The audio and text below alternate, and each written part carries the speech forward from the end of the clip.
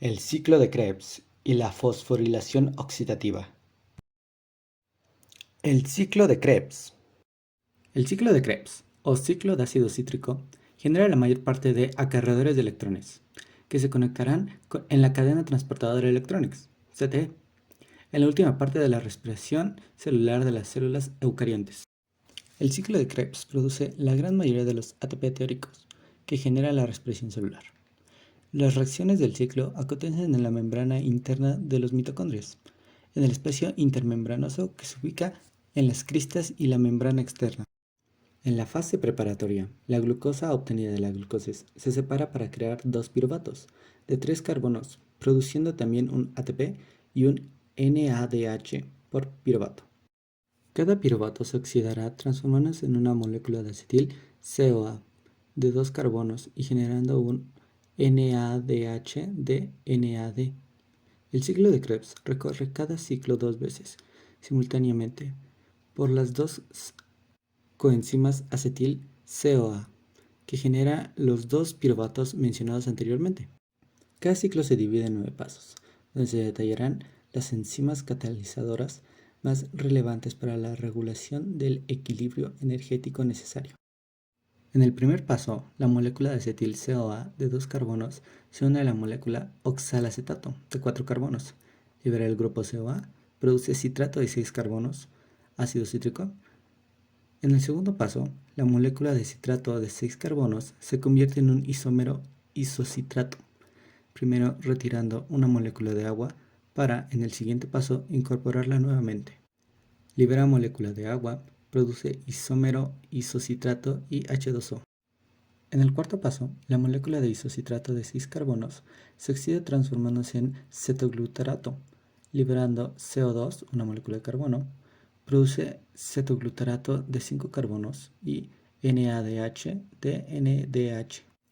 Para el quinto paso, la molécula de cetoglutarato de 5 carbonos se oxida obteniendo un succinil, CoA, libera CO2, una molécula de carbono, produce succinil CoA de 4 carbonos. En el sexto paso, la molécula succinil CoA de 4 carbonos sustituye su grupo CoA por un grupo de fosfato produciendo succinato. Produce succinato de 4 carbonos y ATP de ADP o GTP de GDP. En el séptimo paso, la molécula succinato de 4 carbonos se oxida formando fumarato. Produce fumarato de 4 carbonos y FADH2 de FDA. En el octavo paso, la molécula de fumarato de 4 carbonos se le agrega una molécula de melato. Libera H2O, produce malato de 4 carbonos. Para el noveno paso y último, la molécula de malato de 4 carbonos se oxida, generando una molécula de oxalacetato. Produce oxalacetato de 4 carbonos y NADH de NADH. El ciclo de Krebs produce 3 NADH de 3 NADH, un ATP de un ADP y un FADH2 de un FAD, por lo que al ser dos ciclos se obtienen 6 NADH que generan 18 ATP, 2 ATP y 2 FDH2 que genera 4 ATP. Fosforilación oxidativa. La cadena de transporte de electrones es una serie de proteínas y moléculas orgánicas que se encuentran en la membrana interior de la mitocondria. Los electrones pasan de un miembro de la cadena de transporte al siguiente en una serie de reacción redox. La energía liberada de estas reacciones se captura como una gradiente de protones, el cual se utiliza a su vez para formar ATP en un proceso llamado quimiosis. En conjunto, la cadena de transporte de electrones y la quimiosis constituyen la fosforilación oxidativa.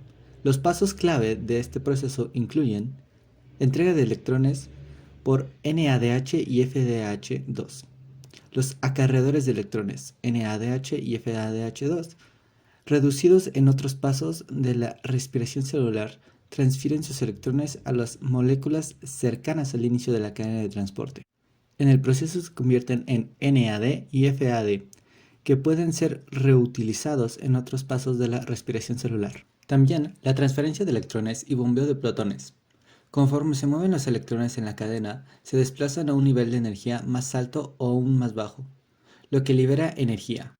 Parte de esta energía se utiliza para bombear iones de H, lo que los desplaza fuera desde la matriz hacia el espacio intermembranal. Este bombeo establece un gradiente electroquímico, la separación de oxígeno molecular para formar agua.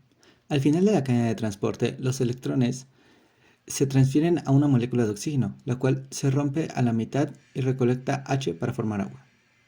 Síntesis de ATP, impulsada por una gradiente.